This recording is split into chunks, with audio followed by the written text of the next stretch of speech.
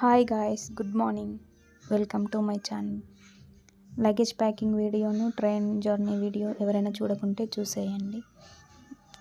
మా ట్రిప్లో ఇది డే 2 అన్నమాట. ఇప్పుడు టైం వచ్చేసి 6:30 అవుతుంది మార్నింగ్. వెదర్ ఇంకా క్లియర్ కాలేదు, మంచు అనేది పడుతుంది, వ్యూ అనేది కరెక్ట్గా కనిపించడం లేదు.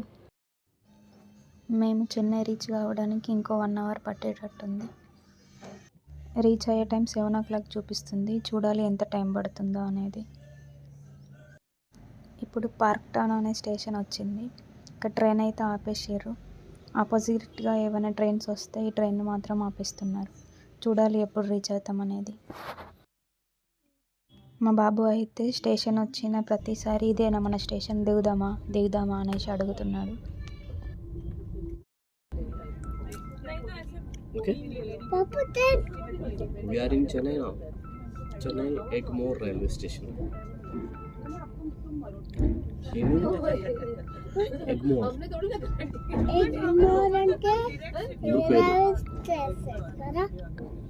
Egmore railway station. టైం వచ్చేసి 7:45 అవుతుంది. మేము దిగే స్టేషన్ అయితే వచ్చేసింది. చెన్నైలో ఎగ్మోర్ రైల్వే స్టేషన్లో అయితే మేము దిగేసాము. చెన్నైలో రూమ్ బుక్ చేసుకున్నాము, కానీ చెక్ ఇన్ టైం 12 o'clock అని చెప్పారు. ఇంకా అంత టైం ఎందుకు వేస్ట్ చేయడం అని చెప్పేసి రైల్వే స్టేషన్లోనే ఫ్రెష్ అప్ అయిపోయాము. ఇంకా లగేజ్ అయితే క్లాక్ రూమ్లో పెట్టేసి వెళ్దాం అనుకున్నాము. ఇంకా క్లాక్ రూమ్లోకి వచ్చేసాము. ఇక్కడ ఐడి ప్రూఫ్స్ అయితే తీసుకున్నారు. 24 hours 20 rupees అట్లా ఉన్నది. టైం పెరిగిన కొద్దీ, డేస్ పెరిగిన కొద్దీ ఛార్జెస్ అనేవి పెరుగుతాయి. చూసేయండి ఒకసారి చార్ట్ని.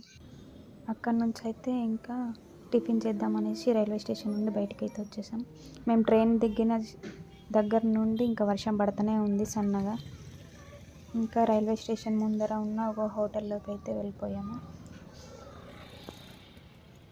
అక్కడనైతే ఒకటి మసాలా దోశ ఆర్డర్ చేశాము. అదేవిధంగా సాంబార్ ఇడ్లీని కూడా ఆర్డర్ చేసుకున్నాము. రెండు టేస్ట్ బాగా నచ్చలేదు, కొంచెం దోశనే బాగుండే, ఇడ్లీ టేస్ట్ అయితే నచ్చలేదు. ఇంకా టిఫిన్ చేసేసి బస్ స్టాండ్కి వెళ్ళిపోదామని చెప్పేసి ఆటోని అయితే ఎక్కేసాము. బస్ స్టాండ్ వచ్చేసి 7 kilometers అట్లా ఉంది. ఆటో అతను 350 అట్లా అడిగాడు, కానీ మేము 150 అట్లా చెప్పేసి ఆటోని అయితే ఎక్కిపోయినాం. ఆయన 200 అని చాలాసేపు బేరం ఆడిండు, కానీ మేము 150 ఇస్తామనేసరికంటే సరే ఎక్కేయండి అనేసి తీసుకెళ్ళిండు. ఆ ఆటో డ్రైవర్ అయితే ఎన్నిసార్లు అడిగింది, సార్ 180 ఇవ్వండి, సార్ 200 ఇవ్వండి అని చెప్పేసి. మేము ఫస్ట్ ఎక్కేటప్పుడే చెప్పాము అని చెప్పేసి ఇంకా 170 అట్లా ఇచ్చాడు మా ఆయన దిగేటప్పుడు. ఇప్పుడైతే మనం వెళ్ళే బస్ స్టాండ్ అయితే వచ్చేసింది. ఈ బస్ స్టాండ్ పేరు వచ్చేసి కోయంబేడు. ఆటో డ్రైవర్ చెప్పాడు, మీరు మహాబలిపురం వెళ్ళాలి అంటే పాండిచ్చేరి వెళ్ళే బస్సెస్ అయితే ఎక్కాలి అని చెప్పాడు. ఆ బస్ బోర్డులు అన్నీ తమిళ్లోనే ఉన్నాయి. ఇంగ్లీష్లో ఉంటే కొంచెం మాకు అర్థమయ్యేవి. ఎవరికి అడిగినా కానీ అందరూ తమిళ్లోనే మాట్లాడుతున్నారు. ఎవరికో కొందరికి హిందీ అట్లా వస్తుంది. మళ్ళీ సూపర్ లగ్జరీ బస్సులు అయితే అక్కడైతే ఆపరంట. 2-3 buses అట్లా అడిగినాము, అక్కడ ఆపమని చెప్పేశారు. నార్మల్గా ఆర్టీసీ బస్సులు ఉంటాయి కదా, దాంట్లో ఎక్కాలి అని చెప్పారు. ఇక దాంట్లో ఎక్కేసాము. ఒకరికి 65 rupees అట్లా ఉంది టికెట్. ఇక్కడ నుండి 2 hours జర్నీ ఉంది. ఇప్పుడు టైం వచ్చేసి 11 o'clock అట్లా అవుతుంది. చూడాలి ఎప్పుడు రీచ్ అవుతాం అనేది. అక్కడ మార్నింగ్ టిఫిన్ చేసాం కదా, టిఫిన్ ఏం బాగాలేదని చెప్పేసి మేము తెచ్చుకున్న అటుకులను అయితే బస్సులోనే తినేసాము లైట్గా. మా బాబుని కంట్రోల్ చేయాలంటే వాడి చేతిలో ఏదో ఒక పని ఉండాలి. ఇంకా డ్రాయింగ్ బుక్ను ఆ క్రేయాన్స్ తీసేసుకొని కలరింగ్ అయితే వేసేసుకుంటున్నాడు. మేము వెళ్ళే దారిలో బస్సులో నుంచి ఇది గాంధీ మండపం అనేది ఒకటి కనిపించింది. లోపల పార్క్ అదంతా చాలా బాగుంది. స్పేస్ అయితే చాలా ఎక్కువగా ఉంది.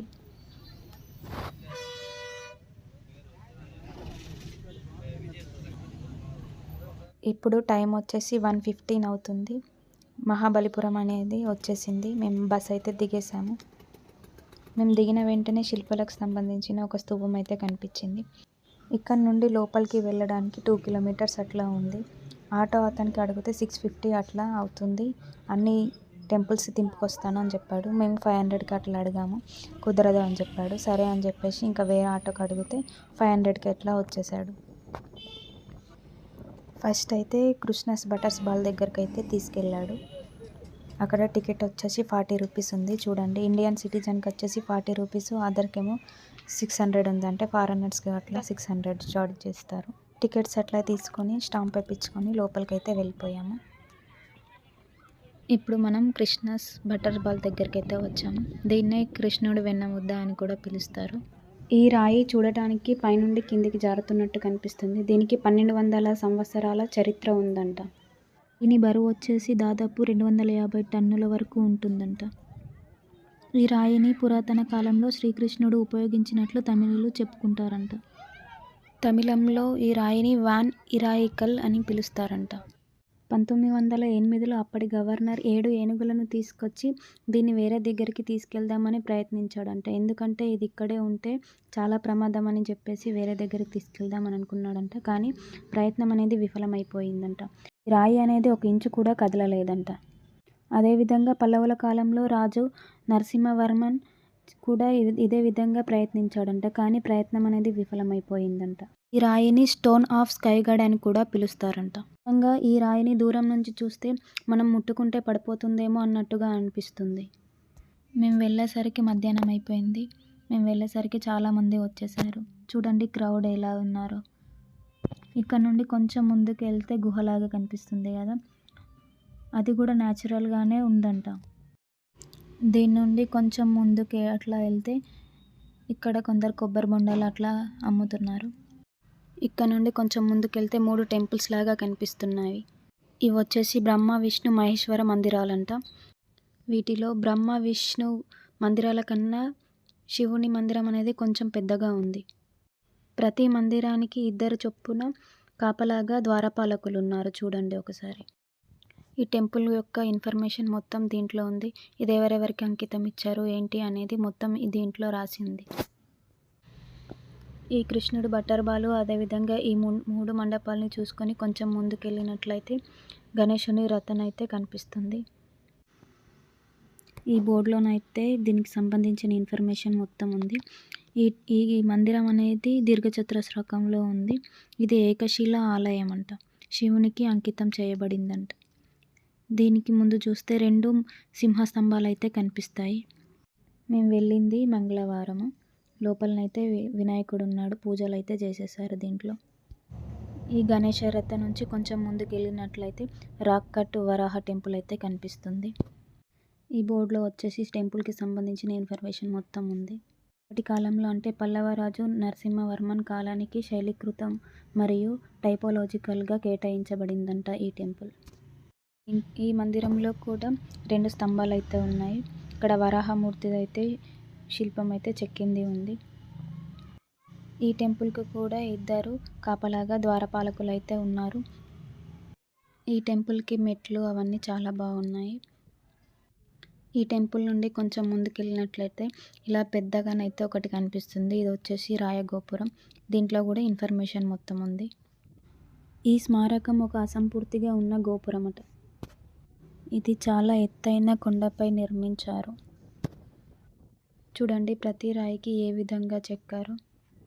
అప్పుడు టెక్నాలజీ కూడా చాలానే ఉంది. చూడండి ఎంతెంత హైట్లో ఉన్నాయో ఇవి.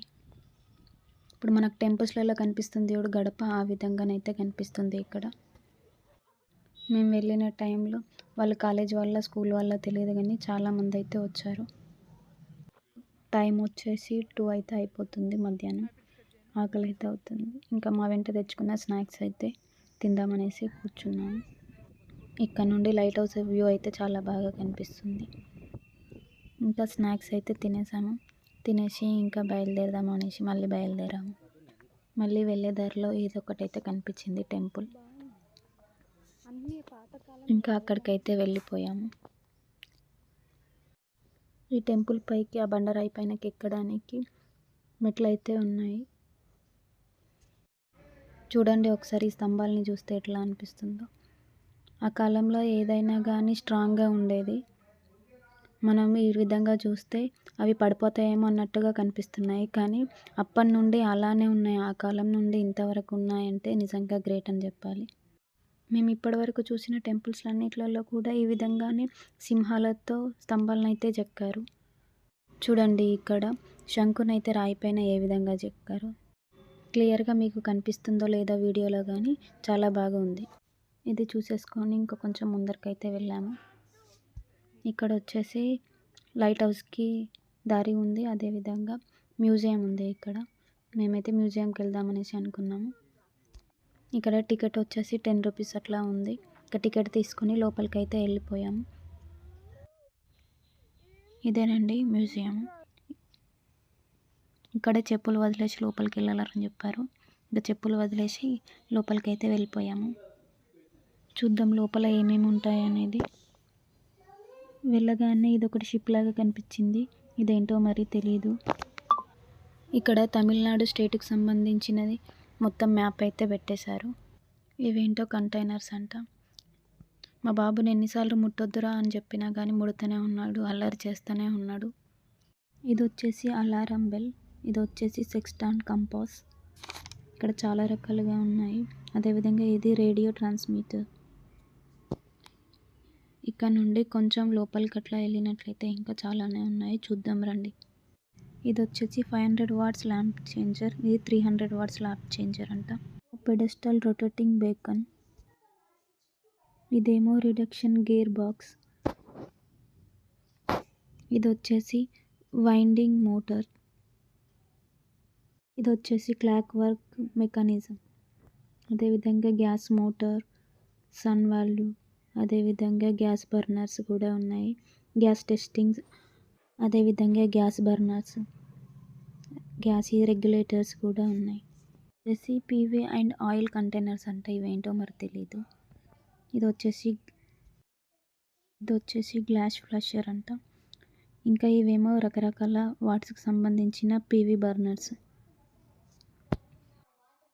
ఇక్కడ నుండి కొంచెం ముందుకు రాగానే ఇవైతే కనిపించినాయి. దీంట్లో ఎక్కువ రాగి, ఇత్తడి ఇవైతే ఉన్నాయి. అక్కడ నుండి కొంచెం ముందుకు వస్తా అంటే మన ఎంట్రీలోనే ఇది కనిపిస్తుంది. ఇది వచ్చేసి లైట్ హౌస్కి సంబంధించిన మ్యాప్. రోడ్ ఎట్లా ఉంది, ఎట్లా వెళ్ళాలి అనేది మ్యాప్ అనేది మొత్తం ఇక్కడ పెట్టారు. ఇంకా మ్యూజియం చూసుకొని బయటికి అయితే వచ్చేసాము. ఆటో డ్రైవర్ అయితే ఫోన్ చేశాడు, టైం అయిపోతుంది వచ్చేయండి బయటికి అని చెప్పేసి. ఇంకా బయటికి వచ్చి నడుచుకుంటూ వెళ్ళేటప్పుడు ఈ విగ్రహాలు అయితే కనిపించాయి. చూడండి ఎంత బాగున్నాయో, బాగా చెక్కారు ఇవి. టెంపుల్స్లలో పెట్టుకోవడానికి, షాపింగ్ మాల్లలో పెట్టుకోవడానికి బహుశా ఇక్కడ నుండే తీసుకెళ్తారేమో. ఈ విగ్రహాలు అయితే చాలా పెద్ద పెద్దగా ఉన్నాయి. ఇక్కడ ఒక తాతనైతే శిల్పాన్ని చెక్కుతున్నాడు చూడండి.